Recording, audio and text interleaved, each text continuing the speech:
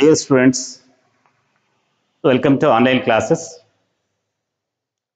I am K.N. Gudgi, lecturer in English, Government PU College, Karaji, Haveri district. Today I am going to deal with second PUC workbook unit, speech writing. That is question number 33 in our workbook. Speech writing is an important element form of oral communication. Here, it is important that the views and ideas of the speaker are very important. The object of this question is to enable the students to write using the fragments given. Here, the fragments are given. The students have to use the fragments and they have to write in their own words. ಆತ್ಮೀಯ ವಿದ್ಯಾರ್ಥಿಗಳೇ, ಈಗ ನಾವು ದ್ವಿತೀಯ PUC ಇಂಗ್ಲಿಷ್ನ ವರ್ಕ್ಬುಕ್ದ speech writing ಕನ್ನಡದಲ್ಲಿ ಭಾಷಣ ಅಂತ ನಾವು ಹೇಳ್ತಾ ಇದ್ದೀವಿ. ಹಾಗಾದರೆ ಭಾಷಣವನ್ನು ಮಾಡ್ತಕ್ಕಂಥ ಸಂದರ್ಭದಲ್ಲಿ ನಾವು ಅದನ್ನು ಪ್ರಿಪೇರ್ ಮಾಡ್ಕೋತೀವಿ. ಅದನ್ನು ಯಾವ ರೀತಿ ಪ್ರಿಪೇರ್ ಮಾಡ್ಕೋಬೇಕು, ಭಾಷಣವನ್ನು ಮಾಡ್ತಕ್ಕಂಥ ಸಂದರ್ಭದಲ್ಲಿ ಯಾವ್ಯಾವ ಅಂಶಗಳನ್ನು ನಾವು ಗಮನದಲ್ಲಿ ಇಟ್ಕೋಬೇಕು ಅನ್ನೋದನ್ನು ನೀವು ಸರಿಯಾಗಿ ಚೆನ್ನಾಗಿ ಒಳ್ಳೆ ಭಾಷಣಕಾರ ಆಗಬೇಕಾದ್ರೆ, ಒಬ್ಬ ಉತ್ತಮ ಭಾಷಣಕಾರನಾಗಬೇಕಾದ್ರೆ ಯಾವ ರೀತಿಯಾಗಿ ನೀವು ತಯಾರು ಮಾಡಬೇಕು, ಯಾವ್ಯಾವ ಅಂಶಗಳನ್ನು ನೀವು ಗಮನದಲ್ಲಿ ಇಟ್ಕೋಬೇಕು ಅನ್ನೋದನ್ನ ನೀವು ಚೆನ್ನಾಗಿ ಕಲ್ತ್ಕೋಬೇಕಾಗ್ತದೆ. Either it may be in English or Kannada, ಕನ್ನಡದಲ್ಲಿ ಆಗಲಿ ಇಂಗ್ಲಿಷ್ನಲ್ಲಾಗಲಿ ಯಾವುದೇ ರೀತಿಯೊಳಗೆ ನೀವು ಭಾಷಣ ಮಾಡಬೇಕಾದ್ರೆ ಉತ್ತಮ ಭಾಷಣಕಾರ ಆಗ್ಬೇಕಂದ್ರೆ ನೀವು ಆ systematically you have to prepare it. ಅದನ್ನ ನೀವು ಆ ಸ್ಪೀಚನ್ನ ರೈಟಿಂಗ್ ನಲ್ಲಿ ನೀವು ಬರ್ಕೋಬೇಕಾಗ್ತದೆ. ಹಾಗಾದ್ರೆ ಯಾವ್ಯಾವ ಅಂಶಗಳನ್ನ ನೀವು ಗಮನದಲ್ಲಿ ಇಟ್ಕೋಬೇಕು, what are the elements that you have to keep in mind while speech writing. It's very important. Elements of speech writing, ಭಾಷಣವನ್ನು ಮಾಡ್ತಕ್ಕಂಥ ಸಂದರ್ಭದೊಳಗೆ ಅಥವಾ ಸ್ಪೀಚ್ ರೈಟಿಂಗ್ ಬರ್ತಕ್ಕಂಥ ಸಂದರ್ಭದಲ್ಲಿ ಯಾವ ಅಂಶಗಳನ್ನ ನೀವು ಗಮನದಲ್ಲಿ ಇಟ್ಕೊಳ್ಬೇಕು, ಕೆಲವೊಂದು ಅಂಶಗಳನ್ನ ನೀವು ಗಮನದಲ್ಲಿ ಇಟ್ಕೋಬೇಕಾಗ್ತದೆ. ಹಿಯರ್ ಯೂಸ್ ಫಸ್ಟ್ ಪರ್ಸನ್ ಅಂದ್ರೆ ಐ, ಒಬ್ಬನಿದ್ರೆ ಐ ಅಂತೀವಿ, ಈ ಪ್ಲೂರಲ್ ಇದ್ರೆ ವಿ ಅಂತೇವೆ. To communicate ideas, here since the person is a single you have to use I ಅಂತಕ್ಕಂಥದ್ದನ್ನ ನಾವು ಉಪಯೋಗ ಮಾಡಬೇಕು. ಭಾಷಣ ಮಾಡ್ತಕ್ಕಂಥ ಸಂದರ್ಭದಲ್ಲಿ ಯೂಸ್ ಫಸ್ಟ್ ಪರ್ಸನ್ ಐ ಅನ್ನು ನಾವು ಉಪಯೋಗ ಮಾಡಬೇಕು. And also you have to use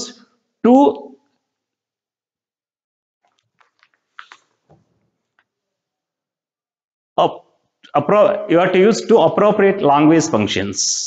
ಎರಡು ಲ್ಯಾಂಗ್ವೇಜ್ ಫಂಕ್ಷನ್ಸ್ಗಳನ್ನು ಉಪಯೋಗ, ಓಪನಿಂಗ್ ನಲ್ಲಿ ಮತ್ತು ಎಂಡ್ ನಲ್ಲಿ. Good morning to everybody, hi good morning to everybody, thank you very much. ಈ ತರ ಅಪ್ರೋಪ್ರಿಯೇಟ್ ಲ್ಯಾಂಗ್ವೇಜ್ ಫಂಕ್ಷನ್ಗಳನ್ನು ನೀವು ಉಪಯೋಗ ಮಾಡಬೇಕಾಗುತ್ತೆ. ನಂತರ what are the points that you have to keep in mind. First, ಮೊದಲನೇದಾಗಿ you have to address the audience. Speech should not be started ಅಬ್ರಪ್ಟ್ಲಿ. That you have to address the gathering. Why you should address the gathering? You have to draw the attention of the gathering. ಈಗ ಅಲ್ಲೇ ಭಾಷಣ ಮಾಡ್ತಕ್ಕಂಥ ಸಂದರ್ಭದಲ್ಲಿ ನಾವು ಯಾವಾಗ್ಲೂ ಏನ್ ಮಾಡ್ಬೇಕಂದ್ರೆ ನಾವು ಯಾರ ಮುಂದೆ ಮಾತಾಡ್ತಾ ಇದ್ದೇವೆ, ಯಾರ್ಯಾರು ಇದ್ದಾರೆ ಅವ್ರನ್ನೆಲ್ಲವನ್ನು ನಾವು ಅಡ್ರೆಸ್ ಮಾಡ್ಬೇಕಾಗ್ತದೆ. ಯಾಕಂದ್ರೆ ನಾವು ಅಡ್ರೆಸ್ ಮಾಡಿದೇವೆ ಅಂದ್ರೆ they won't pay attention to your speech. ಅದಕ್ಕೆ ನಾವು ಏನ್ ಮಾಡಬೇಕು, first point while writing speech writing ಮಾಡ್ತಕ್ಕಂಥ ಸಂದರ್ಭದಲ್ಲಿ addressing the audience, it's very important. Address ಮಾಡ್ಬೇಕಂತ ಸಂದರ್ಭದಲ್ಲಿ ಯಾರ್ಯಾರು ಇರ್ತಾರೆ, ವೇದಿಕೆ ಇರ್ತದೆ, ವೇದಿಕೆಯ ಮೇಲೆ ಜನ ಕೂತಿರ್ತಾರೆ, ವೇದಿಕೆಯ ಮುಂಭಾಗ ಜನ ಕೂತಿರ್ತಾರೆ. ಹಾಗಾದ್ರೆ ವೇದಿಕೆಯ ಮೇಲೆ ಇರ್ತಕ್ಕಂಥವ್ರನ್ನ ನಾವೇನ್ ಮಾಡ್ಬೇಕು, ವೆಲ್ಕಮ್ ಮಾಡಬೇಕು. ವೇದಿಕೆಯ ಮುಂಭಾಗದಲ್ಲಿ ಇರ್ತಕ್ಕಂಥವ್ರನ್ನ ನಾವು ಮಾಡಬೇಕು. It's very important. ಯಾವಾಗಲೇ ಸ್ಟಾರ್ಟ್ ಮಾಡಿದ್ವಿ, ಫಸ್ಟ್ಗೆ ಸ್ಟಾರ್ಟ್ ಮಾಡಿದ್ಮೇಲೆ ಅದನ್ನ ಏನ್ ಮಾಡ್ಬೇಕು, ನಾವು ಅಡ್ರೆಸ್ಸಿಂಗ್ ದ ಆಡಿಯನ್ಸ್ ಅನ್ನ ನಾವು ಅಡ್ರೆಸ್ ಮಾಡ್ಕೋಬೇಕಾಗ್ತದೆ. ಏನಂತ ಅಡ್ರೆಸ್ ಮಾಡ್ತು, respected principal, my dear lecturers and my dear friends. There are various ways are there, ಬಹಳಷ್ಟು ವೇಸ್ ಇದ್ದಾವೆ.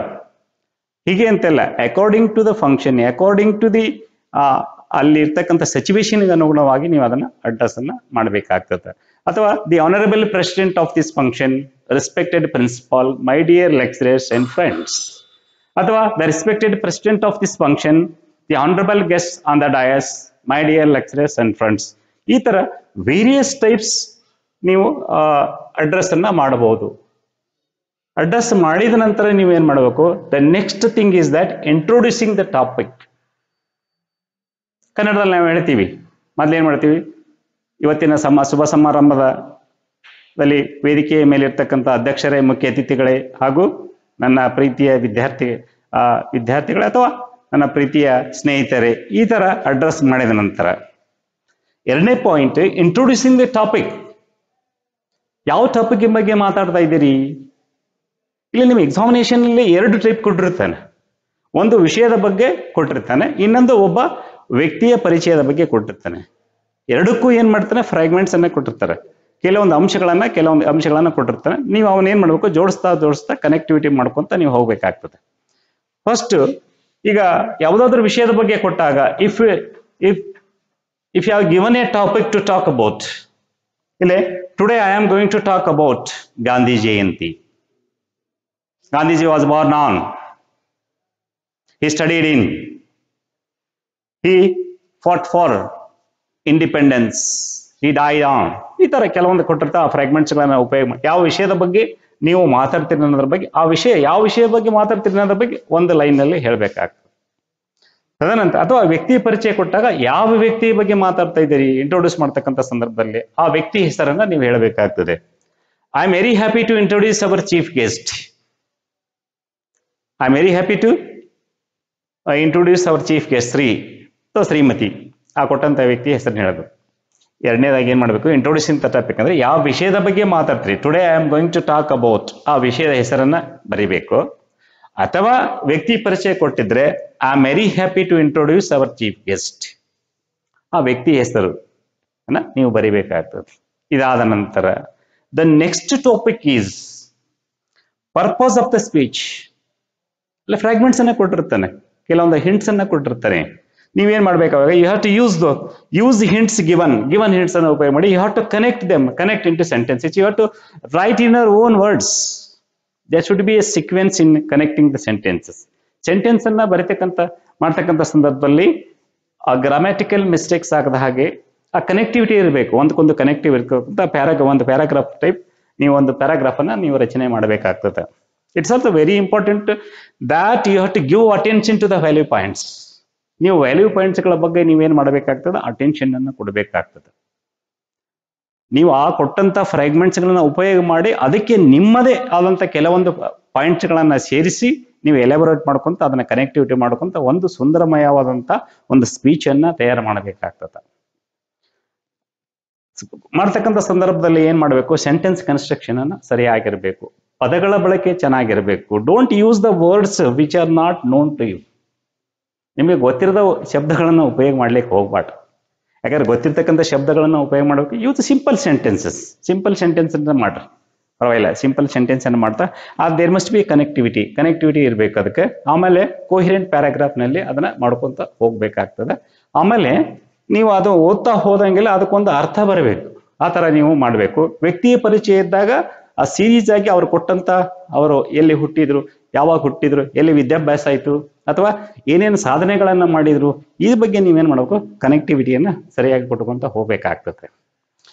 ಅದಾದ ನಂತರ ಒಂದು ಕನೆಕ್ಟಿವ್ ಯೂಸ್ ಇದೆಲ್ಲ ಮಾಡಿದ ನಂತರ the speech should not B ended finished abrupt ಆಗಿ ನೀವೇನ್ ಮಾಡಬಾರ್ದು, ಆ ಮಾತನ್ನ ಸ್ಪೀಚ್ ರೈಟಿಂಗ್ ಅನ್ನ ಮುಗಿಸಬಾರ್ದು. ಆ ಸ್ಪೀಚ್ ರೈಟಿಂಗ್ ಮುಗಿಸ್ತಕ್ಕಂಥ ಸಂದರ್ಭದಲ್ಲಿ ನೀವೇನ್ ಮಾಡ್ಬೇಕಂತಂದ್ರೆ ಅದಕ್ಕೊಂದು ಕನ್ಕ್ಲೂಡಿಂಗ್ ಸ್ಪೀಚ್ ಅಂತ ಹೇಳ್ತಾ ಇದ್ದಾರೆ. ಅದಕ್ಕೆ ಒಂದು ಕನ್ಕ್ಲೂಷನ್ ಅನ್ನ ನೀವು ಕೊಡಬೇಕು ಸ್ಪೀಚ್ ರೈಟಿಂಗ್ ಆದ್ಮೇಲೆ. ಅದಕ್ಕೆ thank you for giving an opportunity, thank you very much, Jai Hind, ಈ ತರ ಏನ್ ಮಾಡಬೇಕು, ನೀವು ಸ್ಪೀಚ್ ರೈಟಿಂಗ್ ಮಾಡ್ತಕ್ಕಂಥ ಸಂದರ್ಭದಲ್ಲಿ ಸಿಸ್ಟಮೆಟಿಕ್ ಆಗಿ ನೀವು ಅದನ್ನ ಬರೆದು ಸ್ಪೀಚ್ ರೈಟಿಂಗ್ ಅನ್ನ ಮುಗಿಸ್ಬೇಕು.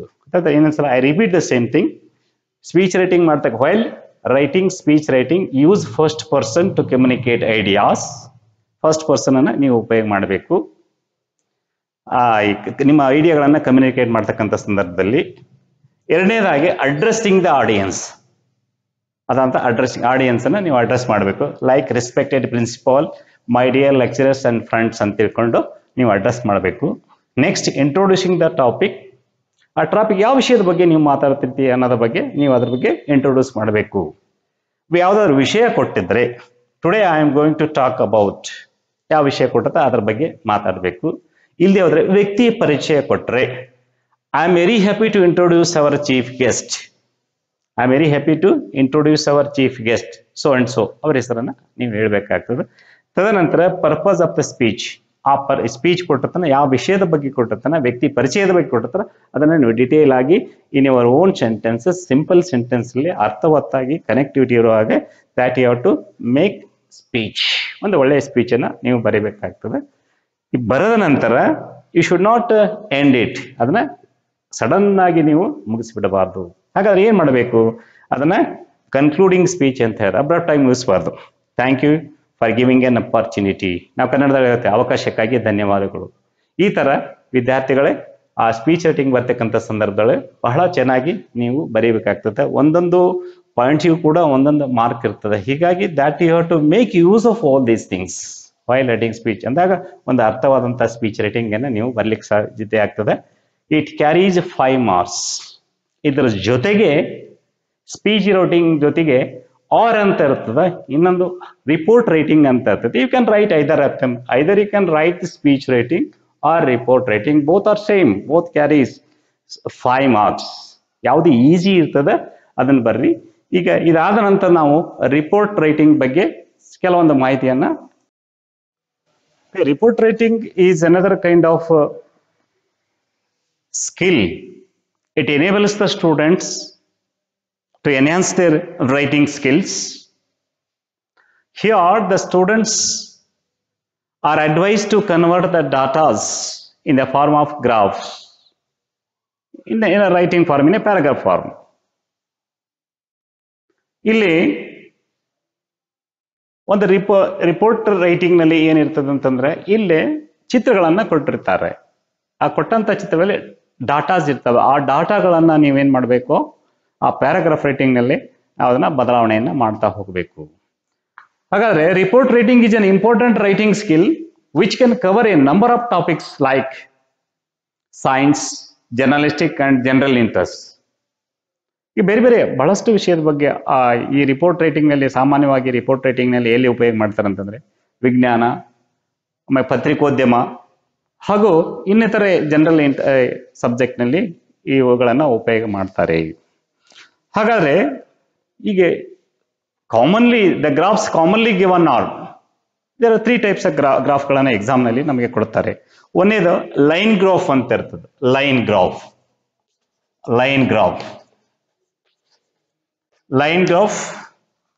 then bar graph,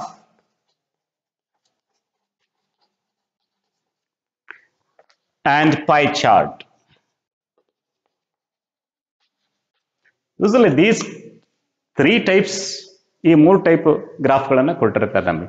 ಒಂದೇದು line graph, bar graph, pie chart. Line graph ಅಂತಂದ್ರೆ ಲೈನ್ ಇರ್ತದೆ, ಈ ತರ ಕೊಟ್ಟು ಈ ತರ ಲೈನ್ ಅನ್ನ ಉಪಯೋಗ ಮಾಡ್ತಾರೆ. ಬಾರ್ ಗ್ರಾಫ್ ಅಂತಂದ್ರೆ ಫ್ರಾಗ್ಮೆಂಟ್ಸ್ ಅನ್ನ ಕೊಟ್ಟಿರ್ತಾರೆ, ಈ ತರ ಕೆಲವೊಂದು ಅಂಶಗಳನ್ನ. ಇನ್ನು ಪೈ ಚಾರ್ಟ್ ಅಂದ್ರೆ ನಿಮ್ಗೆ ಗೊತ್ತದ, ಈ ತರ ಪೈ ಚಾರ್ಟ್ ಗಳನ್ನ ಉಪಯೋಗ ಮಾಡ್ತಾರೆ.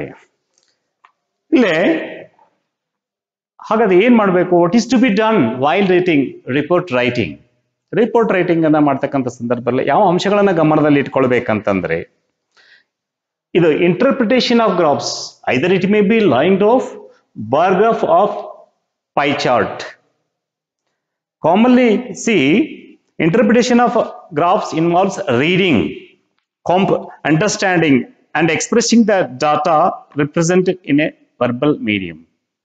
ಕೊಟ್ಟಂತ ಡಾಟಾಗಳನ್ನ ನಾವು ಏನ್ ಮಾಡಬೇಕು, we have to read. First we have to read the datas, we have to understand the datas, then expressing the datas in the verbal form. In another words, after consulting the graph, the students must be able to transfer the data into the form of report in about 120 words. ಇಲ್ಲೇನ ಆ ನಂಬರ್ಗಳಿರ್ತಾವ, ನಂಬರ್ಗಳಲ್ಲಿ ಗ್ರಾಫ್ಗಳನ್ನ ಕೊಟ್ಟಿರ್ತಾರ. ಆ ನಂಬರ್ಗಳನ್ನ ವರ್ಡ್ಸ್ಗಳಲ್ಲಿ ನೀವೇನ್ ಮಾಡ್ಬೇಕು, convert ಮಾಡಿ ಬರಿತಾ ಹೋಗ್ಬೇಕಾಗ್ತದೆ. ಸುಮಾರು 100-150 ವರ್ಡ್ಸ್ಗಳಲ್ಲಿ ನೀವು ರಿಪೋರ್ಟ್ ರೈಟಿಂಗ್ ಅನ್ನ ಬರಿಬೇಕಾಗ್ತದೆ. ಅದು ಏನಿರ್ತದೆ, ನಂಬರ್ ಫಾರ್ಮ್ ನಲ್ಲಿ ಇರ್ತದೆ. ಲೈನ್ ಗ್ರಾಫ್ ಇರ್ಬೋದು, ಬಾರ್ ಗ್ರಾಫ್ ಇರ್ಬೋದು, ಪೈ ಚಾರ್ಟ್, 3 ಟೈಪ್ ಇರ್ತದೆ. ಯಾವ್ದಾದ್ರು ಒಂದನ್ನ ಕೊಟ್ಟಿರ್ತಾನೆ, ಅದನ್ನ ನೀವೇನ್ ಮಾಡ್ಬೇಕಂತಂದ್ರೆ ಅದರ ಡಾಟಾ ಇದ್ದದನ್ನ ನೀವು ಕನ್ವರ್ಟ್ ಮಾಡಿ ವರ್ಡ್ಸ್ ರೂಪದಲ್ಲಿ, ಒಂದು ರಿಪೋರ್ಟ್ ರೂಪದಲ್ಲಿ ಅದನ್ನ ಬರಿಬೇಕಾಗ್ತದೆ. ವೈಲ್ ರೈಟಿಂಗ್ ರಿಪೋರ್ಟ್ ರೈಟಿಂಗ್ ಬರೀತಕ್ಕಂಥ ಸಂದರ್ಭದಲ್ಲಿ what are the things to be remembered? ಯಾವ ಥಿಂಗ್ಸ್ಗಳನ್ನ ನಾವು ಗಮನದಲ್ಲಿ ಇಟ್ಕೊಳ್ಬೇಕು First thing is that opening lines. While writing, report writing, the opening lines are, it's very important, it carries 1 marks. 1 mark. Opening lines, the kind of information found on the graph. ಗ್ರಾಫ್ನಲ್ಲಿ ಯಾವ ರೀತಿಯ information ಅಡಗಿದೆ, that you have to write in the opening line. For example, the bar graph contains the second PhD result of Government PhD College, Karaji, 2020 and 21. ಆ bar graph ಯಾವ ವಿಷಯವನ್ನ ನಮಗೆ ಹೇಳ್ತಾ ಇದೆ, pi chart ಯಾವ ವಿಷಯವನ್ನ ಹೇಳ್ತಾ ಇದೆ ಅಂದ್ರೆ that is usually found in the question itself. ಆ ಕ್ವಶನ್ ಅಲ್ಲಿ ಕೇಳ್ತಾರೆ ಈ ಗ್ರಾಫ್, ಅದನ್ನ ನೀವೇನ್ ಮಾಡಬೇಕು, ಎಕ್ಸ್ಟ್ರಾಕ್ಟ್ ಮಾಡ್ಕೊಂಡು ನೀವು ಬರಿಬೇಕಾಗ್ತದೆ. ಓಪನಿಂಗ್ ಲೈನ್ ನಲ್ಲಿ ಬರಿಬೇಕು. ಈ line graph, bar graph, pi chart ಯಾವ ವಿಷಯದ ಬಗ್ಗೆ ಹೇಳ್ತಾವ, ದಟ್ ಈಸ್ ಓಪನಿಂಗ್ ಲೈನ್. ಅಂದ್ರೆ the kind of information found in the graph. ಈ ಗ್ರಾಫ್ ಯಾವ ವಿಷಯ ಕುರಿತು ಹೇಳ್ತದೆ ಅನ್ನೋದ್ರ ಬಗ್ಗೆ ನಾವೇನ್ ಮಾಡಬೇಕು, ಆ ಓಪನಿಂಗ್ ಲೈನ್ ನಲ್ಲೇ ಬರಿಬೇಕು. ತದನಂತರ ಟ್ರಾನ್ಸ್ಫಾರ್ಮೇಶನ್ ಆಫ್ ಡಾಟಾಸ್ ಅನ್ನ ಕೊಟ್ಟಿರ್ತಾನೆ, ಅಲ್ಲಿ ಅಂಕಿ ಅಂಶಗಳನ್ನ ಕೊಟ್ಟಿರ್ತಾನೆ. ಫಾರ್ ಎಕ್ಸಾಂಪಲ್, ಭಾರತದ ಜನಸಂಖ್ಯೆ ಆಫ್ಟರ್ ಇಂಡಿಪೆಂಡೆನ್ಸ್ 1947 to 2020 ವರೆಗೆ ಯಾವ ತರ ಏರ್ಕೋತಾ ಹೋಗ್ತದೆ ಅದರ ಒಂದು ಬಾರ್ಗ್ರಾಫ್ ಕೊಟ್ಟಿರ್ತಾನೆ. 10 years 50 ಒಳಗಿತ್ತು, 60 ಒಳಗಿತ್ತು, 70 ಒಳಗಿತ್ತು, 80 ಒಳಗೆ ಎಷ್ಟಿತ್ತು, ಆ ತರ ಡಾಟಾಸ್ ಅನ್ನ ನಾವೇನ್ ಮಾಡ್ತಾ ಹೋಗ್ಬೇಕು, ಎಷ್ಟೆಷ್ಟು ಜನಸಂಖ್ಯೆ ಅನ್ನೋದನ್ನ ವಿವರಣೆ ಕೊಡು. Describes individual part of the graph 1 by 1. ಕೊಟ್ಟಂತ ಪಾರ್ಟ್ಗಳನ್ನ ನಾವು ಏನ್ ಮಾಡಬೇಕು, 1 by 1 ಏನ್ ಮಾಡಬೇಕು, ಕೊಟ್ಟಂತ ಯಾವುದೇ ಇರಲಿ, either it may be line graph, bar graph or pie chart, ಅವುಗಳನ್ನ ನಾವು ಒಂದೊಂದೇ ನಾವು ಡಿಸ್ಕ್ರೈಬ್ ಇಂಡಿವಿಜುವಲ್ ಪಾರ್ಟ್ಗಳನ್ನ ನಾವು ವಿವರಣೆ ಕೊಟ್ಟುಕೊತಾ ಹೋಗ್ಬೇಕಾಗ್ತದೆ. And then compare and contrast. ಇಲ್ಲಿ ಕಂಪೇರ್ ಅಂಡ್ ಕಾಂಟ್ರಾಸ್ಟ್ ಅಂತಂದ್ರೆ ಕಂಪೇರ್ ಮಾಡಬೇಕು ಒಂದು ಡಾಟಾಕ್ಕೂ. ಇಲ್ಲಿ ಅಂತ ಸಮಯದಲ್ಲಿ write the highest and the lowest data in the graph. ಅಂದ್ರೆ ಯಾವ ವರ್ಷ ಕಡಿಮೆ ಆಯ್ತು ಜನಸಂಖ್ಯೆ, ಯಾವ ವರ್ಷ ಜಾಸ್ತಿ ಆಯ್ತು, ಕಡಿಮೆ ಆಗ್ಲಿಕ್ಕೆ ಕಾರಣ ಏನು, ಜಾಸ್ತಿ ಆಗ್ಲಿಕ್ಕೆ ಕಾರಣ ಏನು. Compare and contrast, that you have to record given datas, that you have to write. Last point ಅಂದ್ರೆ ಎನಾಲಿಸಿಸ್, ಅಂದ್ರೆ ಎನಲೈಸ್ ಮಾಡ್ಬೇಕು. If possible analyse the data, otherwise not necessary.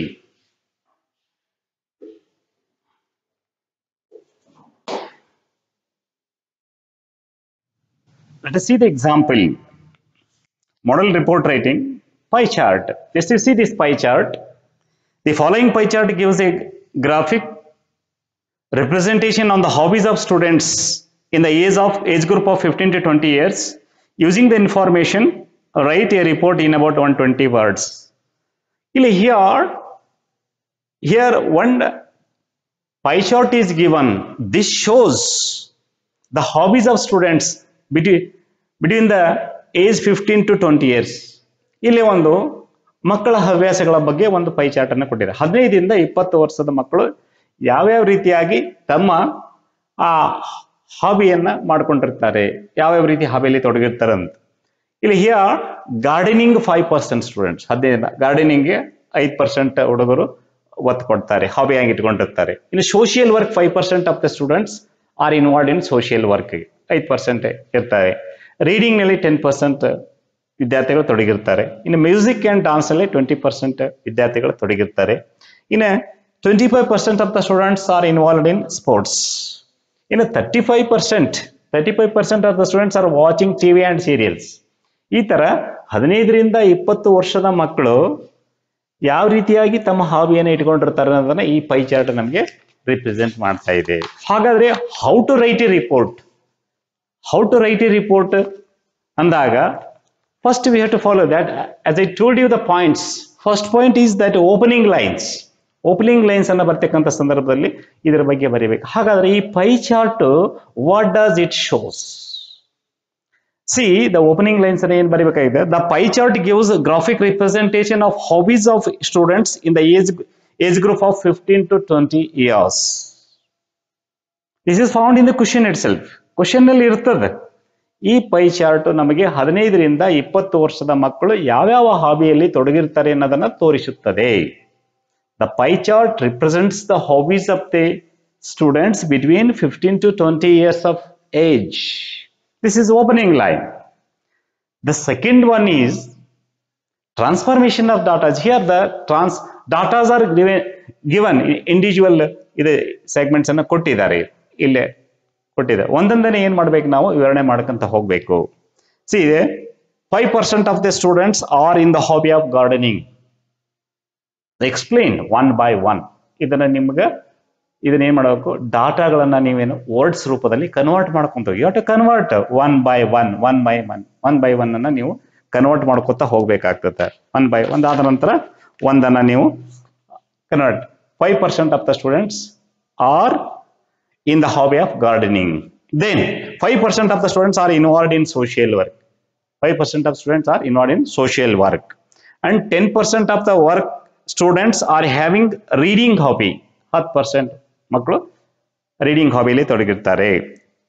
Then 20% of the students are interested in music and dance.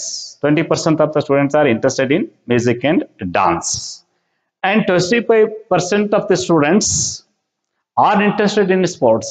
25% ಹುಡುಗರು sports ನಲ್ಲಿ interest ಇದ್ದಾರೆ. And 35% of the students are interested in watching TV and serials.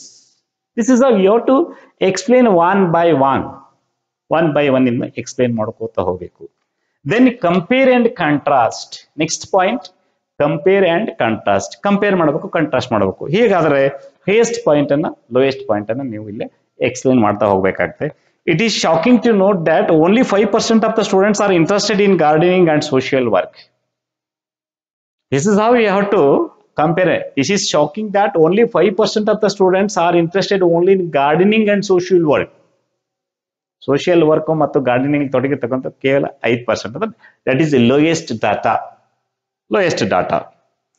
See, 35% of the students are interested in watching serials and wasting their time. Just you see the highest data. ಇಲ್ಲಿ analyse ಮಾಡ್ತಕ್ಕಂಥ ಸಂದರ್ಭದಲ್ಲಿ ನೀವೇನ್ ಮಾಡಬೇಕು, you have to compare and contrast the lowest point and the highest point. See, 35% of the students are watching TV and serials. That means they are merely wasting the time on watching the TV. This is how you have to analyze. This is how you have to compare and contrast the things. And lastly, analyze ಮಾಡಬೇಕು. Younger generation is more interested in music, dance, sports, and watching TV serials. They are least bothered about gardening and social work. ಇದೆಲ್ಲ ನೋಡಿದ್ರೆ ನಮಗೆ ಏನಿಸ್ತದೆ, younger generation are not interested in gardening and social work and reading. Very less percentage of students are involved in these hobbies. More number of students are interested in music and dance. Just you see, the 20% of the students are interested in music and dance, and 25% of the students are having the hobby of sports, and 35% of the students are involved in watching TV and serials. ಈ ತರನಾಗಿ ನೀವು ಏನ್ ಮಾಡಬೇಕಾಗ್ತದೆ ಅಂತ ಕೊಟ್ಟಂತ ಡಾಟಾಗಳನ್ನ ನೀವು ಏನ್ ಮಾಡಬೇಕು, ಅನಲೈಸ್ ಮಾಡ್ಕೊತಾ ಹೋಗ್ಬೇಕಾಗ್ತದೆ. Yeah, both speech rating and report rating are very easiest one. The fragments are given in both questions, but there is an internal choice is there. Either you can opt speech rating or report rating. But while writing speech rating or report rating, you have to follow certain methods and you have to write in your own words. Okay, exam ನಲ್ಲಿ ಬರತಕ್ಕಂತ ಸಂದರ್ಭದಲ್ಲಿ ಅವುಗಳನ್ನ ಡಾಟಾಗಳನ್ನ ಸರಿಯಾಗಿ ಉಪಯೋಗ ಮಾಡಿ ನೀವು ಬರಿಬೇಕಾಗ್ತದೆ. 5 ಅಂಕಗಳ question ಇರ್ತದೆ. ಎರಡರಲ್ಲಿ ಕ್ವಶನ್ ನಂಬರ್ 33 ನಿಮಗೆ ಏನಿರ್ತದೆ ಅಂದ್ರೆ 2 ಇರ್ತವೆ. ಎರಡರಲ್ಲಿ ಯಾವುದು ಸುಲಭನ ನಿಮಗೆ ಅದನ್ನ ಉಪಯೋಗ ಮಾಡ್ಕೊಂಡು ಬರ್ರಿ. ಸೊ ಯಾವುದು ಸುಲಭ ಆಗಿರ್ತದೆ ಅದನ್ನ ನೀವು ಬರೀರಿ. ಬರೀತಕ್ಕಂಥ ಸಂದರ್ಭದಲ್ಲಿ ಮೆಥಡ್ಸ್ ಅನ್ನ, ಸ್ಪೀಚ್ ರೇಟಿಂಗ್ ಯಾವ ಮೆಥಡ್ಸ್ ಇದಾವೆ, ಆಮೇಲೆ ರಿಪೋರ್ಟ್ ರೇಟಿಂಗಿಗೆ ಯಾವ ಮೆಥಡ್ಸ್ಗಳು ಇದಾವೆ ಅನ್ನೋದು ಸರಿಯಾಗಿ ಅರ್ಥ. ಯಾಕಂದ್ರೆ methods are very important here for dealing with these questions. ಒಂದನ್ನು ನೀವು ಬರೀಬೇಕಾಗ್ತದೆ. ಚೆನ್ನಾಗಿ ತಯಾರು ಮಾಡ್ಕೊಳ್ರಿ. Thank you very much for watching the video. Thank you very much.